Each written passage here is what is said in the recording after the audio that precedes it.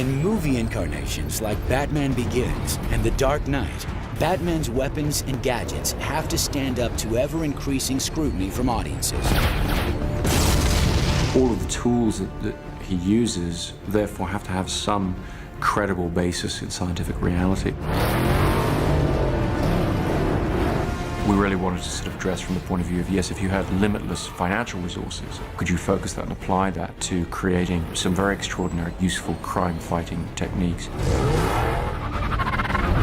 In the Chris Nolan vision of Batman, everything has what I call a hyper-reality basis to it. So in the area of technology, Bruce Wayne and Batman would always take things and convert them from what we today would think is part of the real world.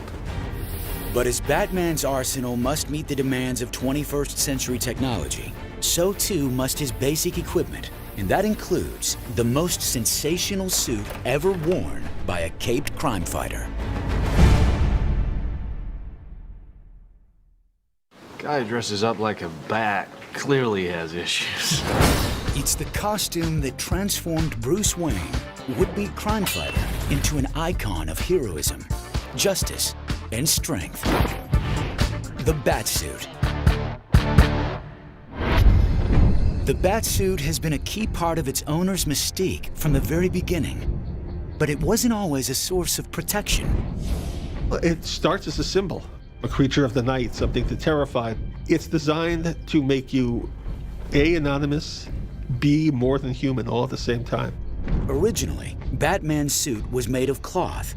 It could be easily torn and didn't include any special technology. The first evolution of the Batman suit takes place in the late 1950s. The editors felt that strange, weird new looks were part of how to sell the story. You would do stories like Undersea Batman, where there would be a special Batman costume just for going underwater. And that began the introduction of the suit as technology.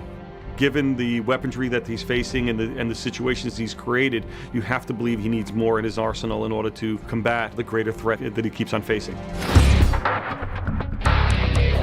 The whole idea of it becoming essentially a suit of armor evolved over the years.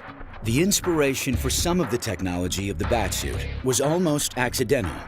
When DC artists added a yellow circle to the suit, one that looked like a bullseye, writers were inspired to add a new aspect to the outfit. When they started addressing the question of it being a bullseye, they took that opportunity to go, well, yeah, okay, then it is a bullseye. He wears Kevlar behind that section of the costume, hoping that criminals will actually fire at that, and it's bulletproof. Well, once you start doing that, the next logical question is, well, if you're going to wear Kevlar there, why aren't you wearing Kevlar under the entire costume? Kevlar bi-weave, reinforced joints. Tear-resistant. This sucker will stop a knife. Bulletproof. Anything but a straight shot. Kevlar's cool. It's 5 times stronger than steel, and when woven in layers, like 3 to 7 layers, it will protect the body. Developed by DuPont in 1965, Kevlar material gets its life-saving properties from the unique way its synthetic fibers are woven. In Kevlar, you have a bunch of fibers that are interweaved with each other, and so as they get hit, they actually stretch. The individual threads are fighting against each other, and it can resist very large impacts and high-speed bullets without actually breaking. So if you have a suit made of Kevlar and you want to know how close you can be to someone who's shooting at you, interesting question is less the range than the actual size of the bullet and the speed. And Kevlar vests can cover a wide range, and most, hand pistols and even some shotguns, Batman would be very safe against, even up at close range. In The Dark Knight, Batman's Kevlar suit gets an upgrade to the next level in defensive gear. I'd been looking for the story reasons for redesigning the suit, and then it occurred to me it's actually very simple. We just would have it be the real reason we did redesign it, which is he wants to be able to move faster and more flexibly. That's what we put into the story. Hardened Kevlar plates over titanium-dipped tri-weave fibers for flexibility. It'll be lighter, faster, more agile. Perhaps you should read the instructions first. We collected together, read about and looked at all these sort of Under Armour suits, what the Army use. So we just set about redesigning the suit. We see that it's made up of much more facets, like a suit of armor. The separate plates of armor of the new batsuit are anchored on an elastic mesh. It's 110 components to this suit.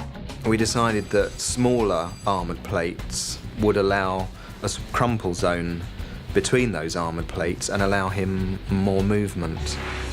The batsuit's flexible, armor-plated design parallels an actual technology called ceramic armor, made by companies like Ceradyne Incorporated in Costa Mesa, California.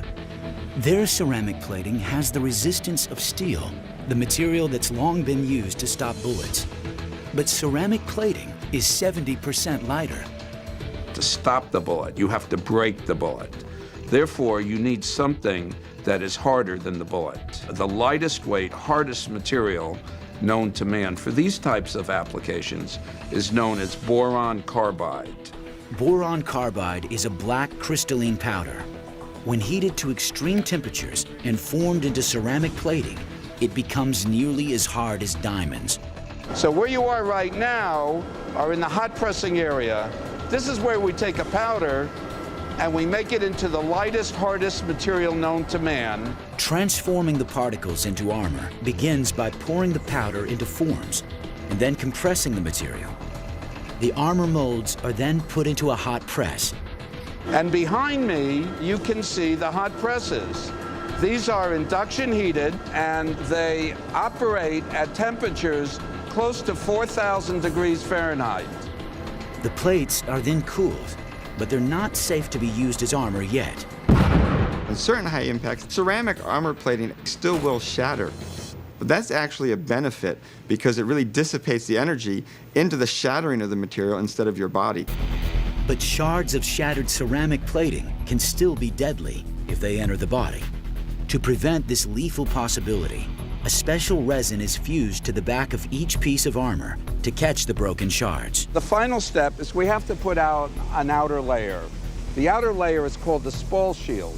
So when a bullet comes in, not only do you stop it and catch the fragments in the back, but there may be a little bit that tends to fly in the wrong direction. This will stop it. Armored protection, like Batman has in his suit, is essential to military personnel around the world. As shown in this video, taken by an enemy sniper, ceramic plating can be a soldier's best defense when under attack.